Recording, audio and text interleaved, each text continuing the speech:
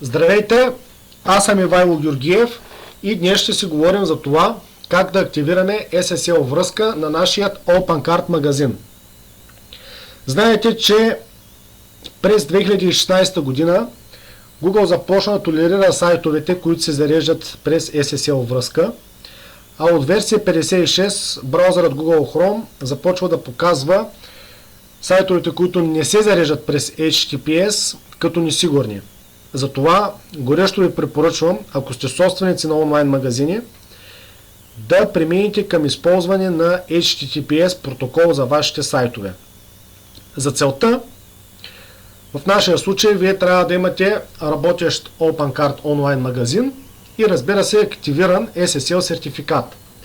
Сега няма да се спира на това какъв тип сертификат да изберете, безплатен, евтин или скъп, как точно се активира той. Да приемем, че имате вече работещ магазин и активиран сертификат на вашия домейн. Сега ще покажа стъпките, които са напълно достатъчни този сертификат да работи коректно на вашия магазин. Най-напред трябва да влезем в административния панел на магазинът и от менюто Системни, настройки, редакция на магазина, от полето Сървър да зададем, че искаме да използваме SSL на нашия магазин. Запазваме настройките и следващата стъпка е да редактираме два файла. Два файла, които можем да ги редактираме или чрез панелът на нашия хостинг провайдер или чрез FTP аккаунт. Тези два файла са файлът config.php в основната директория на магазина и в папката admin отново файлът config.php. В повечето ръководства е описано, че е достатъчно в секцията HTTPS да редактираме адресът на магазина, като го заменим с новия адрес на сайта, и това би следвало да бъде напълно достатъчно, за да заработи нашия сайт коректно на HTTPS протокол. Това обаче води до някои проблеми.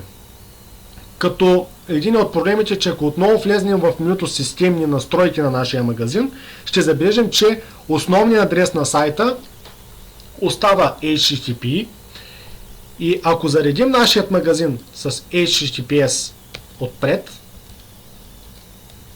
той ще се зареди коректно, но ако погледнем кода на сайта, ще видим, че canonical адресът на магазина отново е с HTTP, което е проблемно.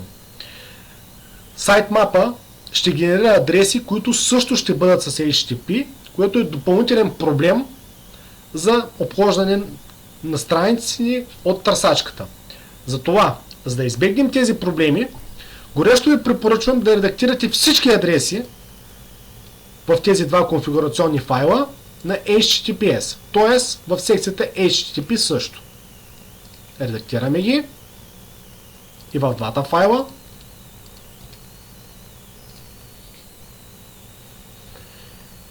И презареждаме отново нашата страница. Поглеждаме кодът и виждаме, че вече каноникалът е с правилния адрес. Същото правим и с менюто настройки в административния панел и виждаме, че вече е коректно показан новият адрес. По принцип, това нещо би трябвало да бъде достатъчно, за да се зарежда коректно вашият магазин. Но ако пробваме да заредим нашия магазин само с HTTP, виждаме, че той отново се отваря с HTTP. Тоест, ние имаме дублиране на съдържание с HTTP и с HTTPS.